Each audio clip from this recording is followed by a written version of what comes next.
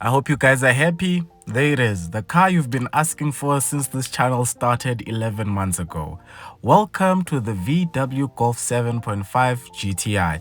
In this review, I am going to start it. It's going to get driven inside this warehouse. But more importantly, we're going to talk about buying a Golf 7.5 GTI today, as opposed to either getting a Polo GTI or a Golf 8. We've got a lot to discuss. As always, there will be cost of ownership and practicality, so let us get started. But before we get to all that, let's start with a quick history lesson.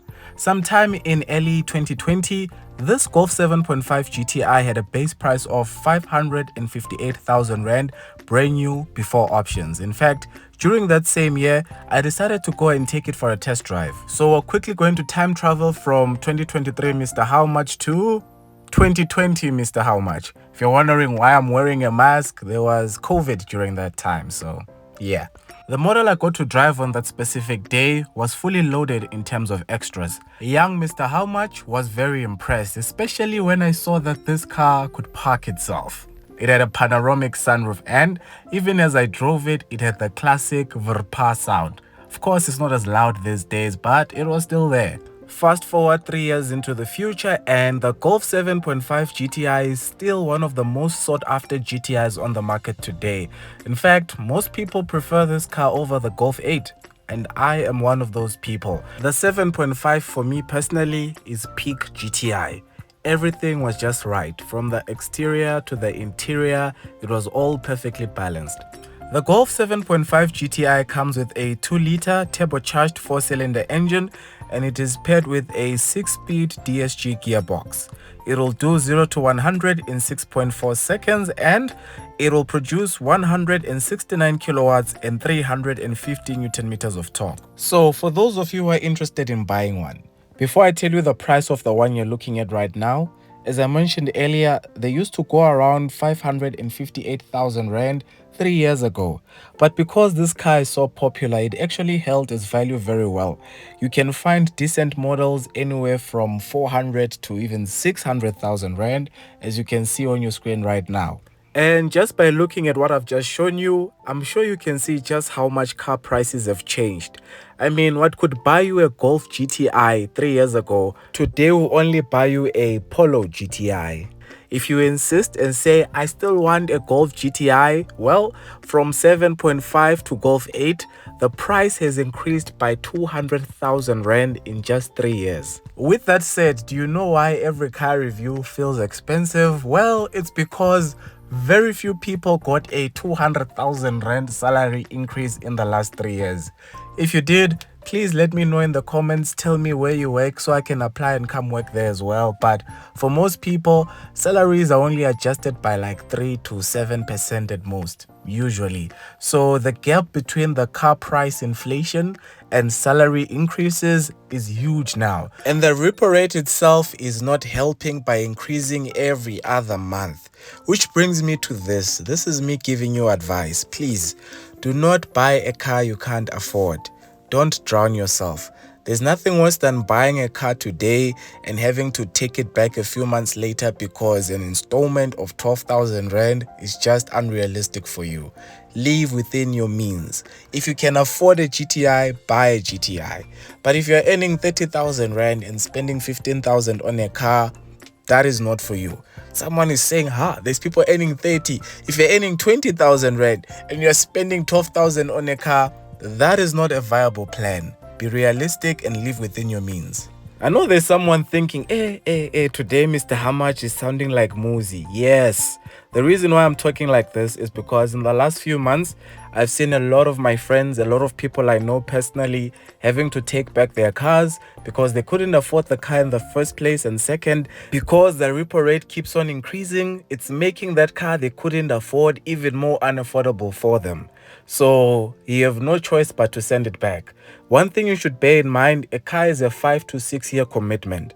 And if you try and send it back a little bit early, usually there's a shortfall or you're going to lose money in the process. That's how it works. So when you buy one, make sure you buy something you can afford. I'm not saying buy a scrap car. I'm not saying buy Janos. No. Buy a nice car, but within your budget. And speaking of budgets, let me give you the price of the car you've been looking at since the review started. This Golf 7.5 GTI is a 2018 model and it has 65,000 kilometers on the clock. Price wise, it comes in at 449,900 Rand. And to be honest, this car was clean. From the interior to the exterior, I couldn't spot a fault at all. In fact, we even opened the engine and even the engine was clean. Visually speaking, this is a car I would personally buy. So I was at WeBuyCars. For those of you who don't know, I haven't been to WeBuyCars since the story of Janos.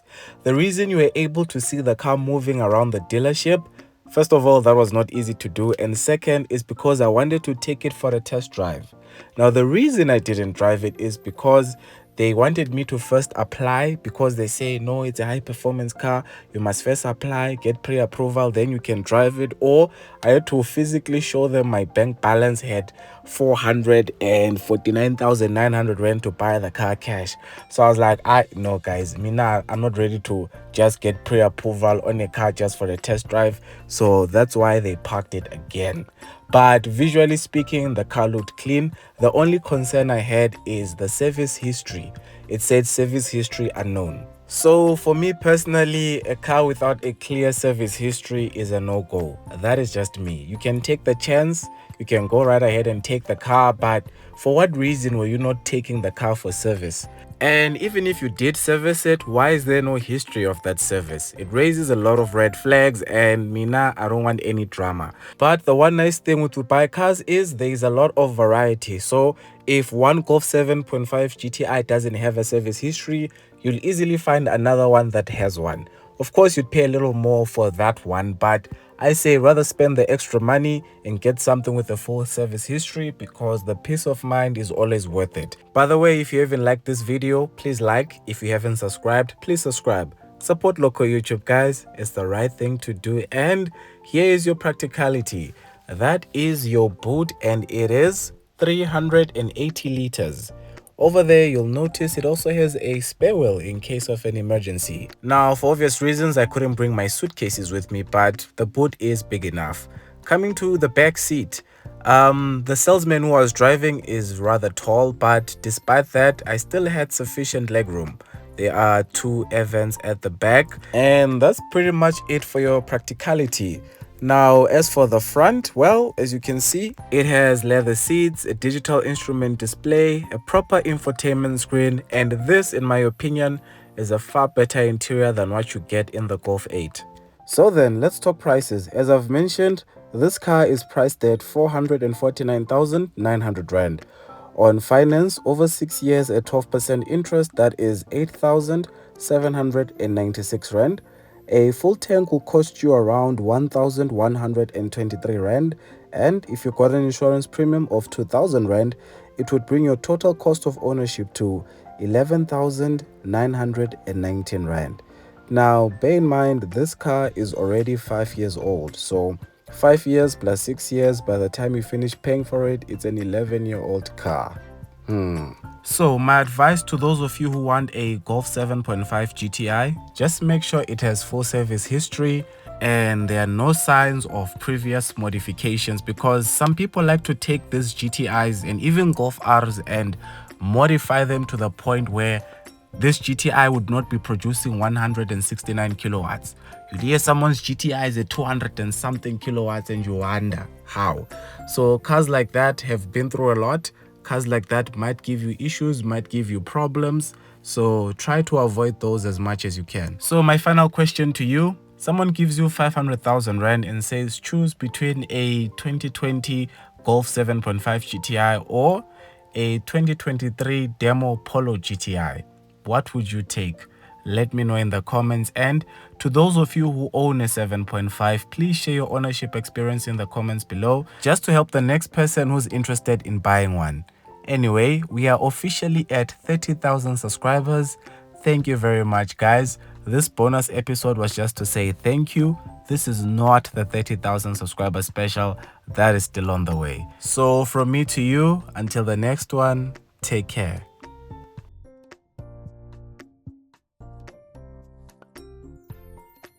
And if you use an Android phone, please don't take the next end credit scene personally. It's just a joke. I know you guys get very defensive and you get angry like It's don't take it personally, guys. Android is amazing. Android is king, bruh. Android is king. He's lying. He also has an iPhone. Well, this one is just pictures. Yeah, this one. What do you use this for, bruh? For everything. This is my main phone. Okay. I don't call anyone with this one. It does not work. I should be a journalist. I'm bringing people important information. Android is king, bro. iPhone Android all the way. Team iPhone. You know. Ew. iPhone, you should pay Who me uses for this. iPhone? Me and you. Where's that other phone? I'll find it in the car.